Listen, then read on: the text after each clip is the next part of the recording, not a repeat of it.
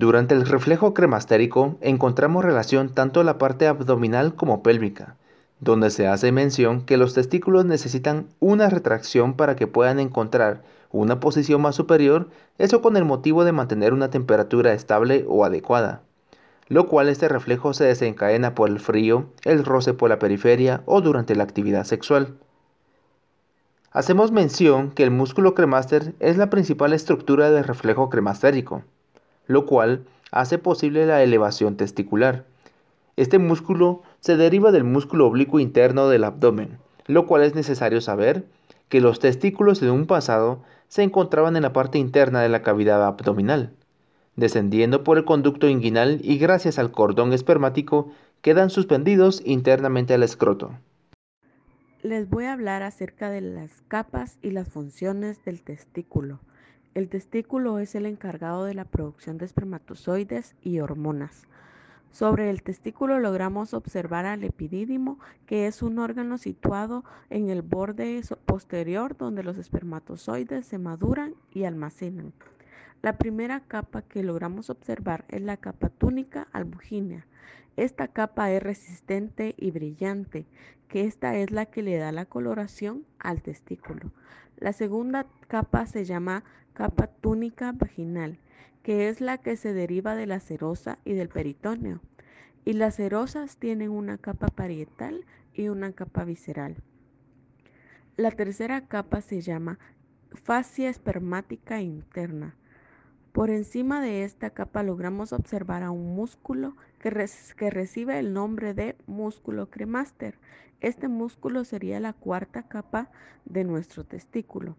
Y este músculo es el encargado del movimiento reflectorio del testículo y fundamentalmente cuando la temperatura está baja, ese testículo se encarga de contraerse para acercar el testículo al abdomen y así mantener la temperatura adecuada.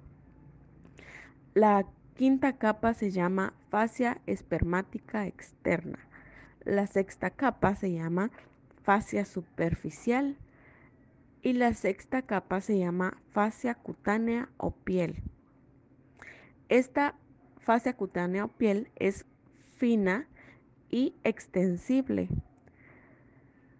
Esta es la que nos logra hacer los movimientos y la coloración oscura que se logra observar. En medio del epidídimo y de nuestro testículo logramos observar que se encuentran vasos sanguíneos testiculares y también logramos observar la arteria testicular. También observamos el plexo pampiniforme, que este es el que se encarga de llevar la sangre hacia el testículo y a la circulación central. La espermatogénesis es el mecanismo encargado de la producción de espermatozoides. Esta es la gametogénesis del hombre. Este proceso se produce en las gónadas. La espermatogénesis tiene una duración aproximada de 62 a 75 días y se extiende desde la adolescencia y durante toda la vida del varón. Como veremos a continuación, existen 3 etapas básicas durante la formación de espermatozoides. Primero tenemos la fase proliferativa. A partir de una célula madre germinal se forman las espermatogonias tipo A. Las tipo A van a seguir replicándose y pueden dar lugar a espermatogonias de tipo A y B. Las tipo B darán lugar a un espermatocito primario que a su vez dará lugar a 4 espermatozoides maduros, una vez haya acabado la espermatogénesis. Se le conoce como fase proliferativa por la multitud de mitosis que se producen. Luego tenemos la fase meiótica. Es la etapa en la que inicia un nuevo tipo de división celular. Gracias a ella se producen unas células haploides denominadas espermátidas. Podemos dividir la meiosis en 2 subetapas. Meiosis 1, donde cada espermatocito primario da lugar a 2 espermatocitos secundarios haploides.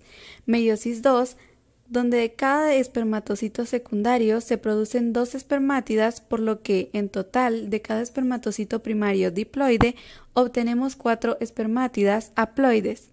Estas células ya son muy parecidas a los espermatozoides, ya que podemos apreciar en ellas la formación de un pequeño flagelo.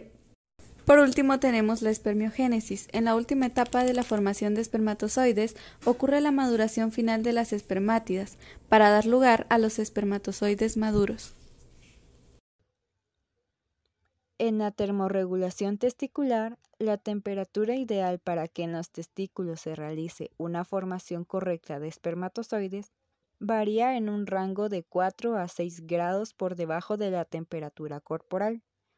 Si este rango de temperatura no es el ideal, puede causar esterilidad, ya sea temporal o permanente en el hombre, debido a que la movilidad y la cantidad de espermatozoides ha disminuido considerablemente, también encontrándose espermatozoides anormales en el semen. Los factores anatómicos y fisiológicos que contribuyen a la baja en la temperatura testicular son la ubicación extraabdominal de los testículos. Debido a esta ubicación, la temperatura es alterada fácilmente gracias a la circulación del aire. También contribuye que el saco escrotal sea de piel delgada y sin grasa hipodérmica. Contribuye esto a la pérdida del calor por radiación y a su vez, la piel presenta una gran cantidad de glándulas sudoríparas que ayudan a la evaporación. También en esto contribuye la contracción y la relajación del músculo cremaster junto con la túnica dartos. Este músculo cremaster se relaja al momento en que la temperatura ambiental se encuentra elevada, para poder alejar los testículos del cuerpo y del calor corporal. La túnica dartos también se relaja, aumentando la superficie de exposición para favorecer la pérdida del calor por radiación. Por el contrario, cuando disminuye la temperatura testicular, el músculo cremaster junto con la túnica dartos se contraen. Otro de los factores que contribuye a la baja en la temperatura testicular es el intercambio calórico por el mecanismo de contracorriente a nivel de vasos sanguíneos en el plexo pampiniforme, en el cual la vena espermática lleva sangre desde el testículo hacia el cuerpo, que rodea a la arteria espermática, formando el plexo pampiniforme. La sangre de la arteria espermática transporta hacia el testículo e ingresa con mayor temperatura la sangre del cuerpo. Y la sangre que egresa del testículo hacia el cuerpo se transporta a una menor temperatura.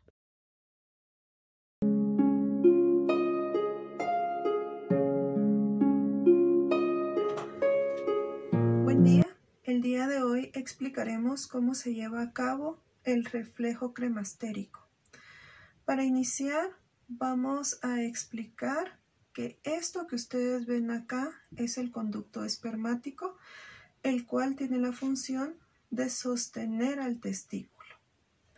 El testículo, como ustedes lo pueden ver aquí, ya tiene todas sus capas de afuera hacia adentro, llegando a la parte central en donde encontramos el parénquima testicular. Dentro del conducto espermático encontramos nosotros una serie de vasos sanguíneos, pero también encontramos a un músculo. Ese músculo se llama músculo cremaster, el cual también es una extensión del músculo oblicuo menor del abdomen, como podemos verlo acá. La función del músculo cremaster es contraer y distenderse al momento de que exista un cambio en la temperatura corporal. ¿Qué significa esto? Que la temperatura corporal normal de una persona es de 37 grados, pero los testículos tienen que estar a 2 grados menos de la temperatura corporal normal. Significa que la temperatura a la que tienen que estar los testículos es a 35 grados centígrados. Si la temperatura desciende, por ejemplo, si llegara a menos de 35 grados centígrados, se activa un reflejo y nosotros lo vamos a demostrar aquí por medio de unas luces. Como ustedes pueden darse cuenta acá, se activó una luz azul. Esta luz azul hace referencia a que la temperatura está descendiendo y al momento de descender lo que hace es que el músculo cremaster se contraiga. Como lo podemos ver acá, hay una contracción del músculo cremaster haciendo que el testículo se aproxime a la cavidad inguinal para mantener la termorregularización adecuada. Ahora vamos a hacer todo lo contrario. Por ejemplo, ¿qué sucedería si existiera una hipertermia? Al existir una hipertermia lo vamos a explicar aquí con nuestro sistema. Por ejemplo, al existir una hipertermia significa que la temperatura está aumentando. Entonces se prendió el foquito rojo. Al encenderse el foco rojo es un indicador de que la temperatura está en aumento, está más allá de los 35 grados centígrados.